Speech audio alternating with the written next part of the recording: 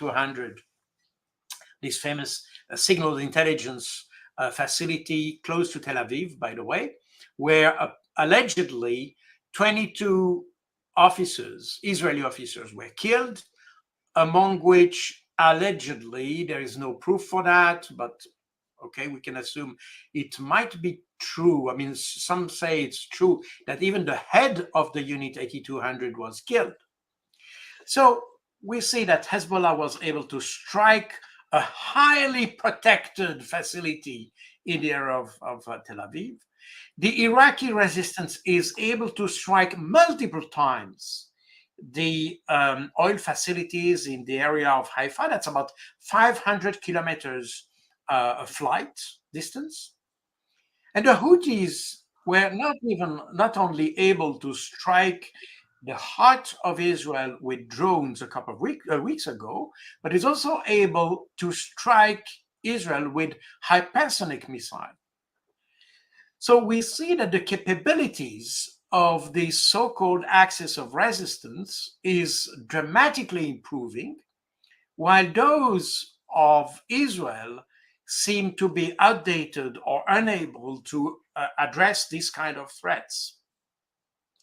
And at the same time, you have this Israeli rhetoric that they want to strike at everybody, strike against South Lebanon, strike against Iran. So they are ready to make war against everybody, but at the same time, they are not able to cope with the threats that they are the threats they are provoking, because that's also a very interesting point. So that's the first aspect of this. This is this inability of Israel of coping with the threat.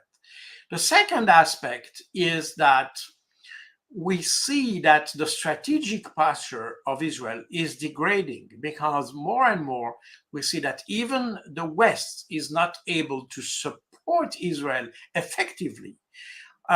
In Yemen, Yemen just downed the 14th MQ-9 Reaper drone, this very expensive, high sophisticated, high altitude drone that is used by the US. And the Yemeni have already downed 14 of them, meaning that these drones, who are protected with the huge electronic countermeasures and all that, they are not able to cope with the technology of the Yemeni. So we see Israel more and more isolated on the international scene, less and less capable to cope with the threats it triggers.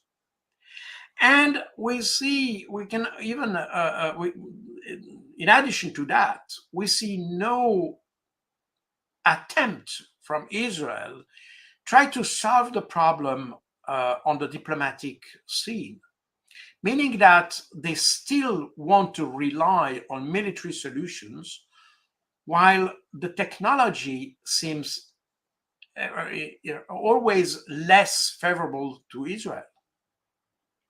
And we are going in a scenario, slowly in a scenario, that if Israel wants to escalate the conflict in order to escape the situation in which it is, we could well come in a situation where Israel might be totally destroyed.